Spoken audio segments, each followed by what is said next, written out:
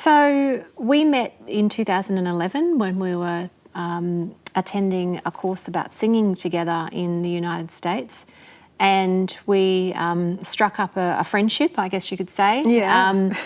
And we performed something at that particular course, which went down very well with the audience. It was, a bunch of singing teachers, so we kind of felt pretty good about ourselves after that. Actually, this didn't work. Yeah. And then from there, you kind of tracked down some of my music online and listened to some of my songs and rearranged them so that they were just for guitar, because previously they had been for a full band. Mm-hmm. And going through that process, listening to the way that you heard my songs really started to open up, I guess, a collaboration between the two of us.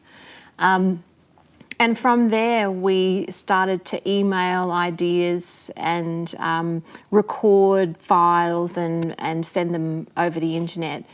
Can you tell me how you found that process? Because I must say I found it fairly difficult. It's difficult to get momentum going, I think, when you're that far away and there's, life is kind of happening around you. Yeah.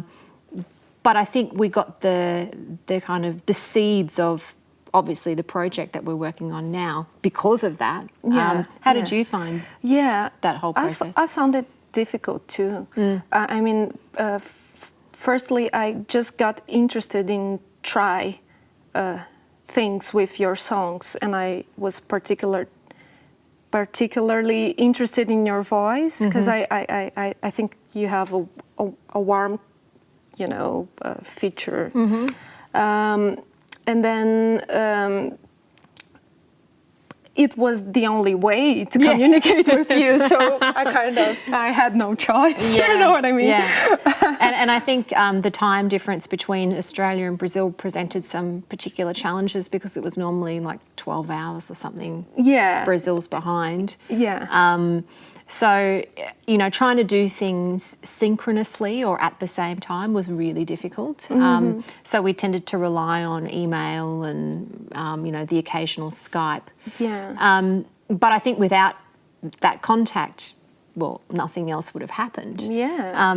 And so through just chipping away and getting ideas over a couple of years, when you finally got here, we had the beginnings of something.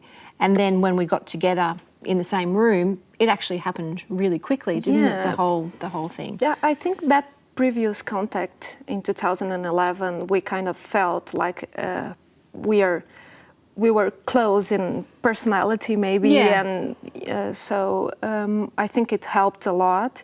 And when I met you again, now it came up like as we were working together, actually in the same city for this time. Yeah. So and so we've come up with this concept for our project, which is the intimacy of distance, and that's because so much of our work has been done so far apart. But the end result, we really wanted it to be an intimate experience for the listener.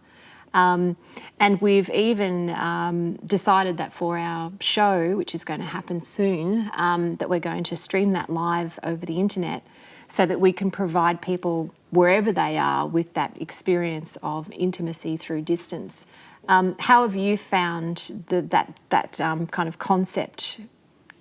Do you think kind of encapsulate what we've created together? Yeah, absolutely. I fell in love with the title, and I really think we have lots of things in common, apart from the fact that we are distant in regions, let's say, but we have lots of things that we kind of share. Yeah. And I think this format, like only guitar and voice, can bring this up really well. Yeah, and I think the format of guitar and voice, it's quite sparse. So you have that sense of distance, but you also have that sense of closeness to the sound.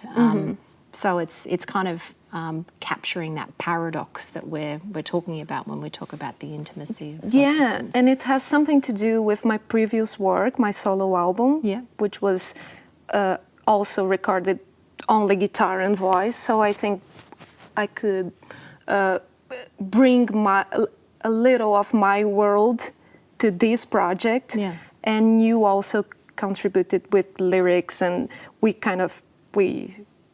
made things together. Yeah. So I think it's 50-50, Yeah. really.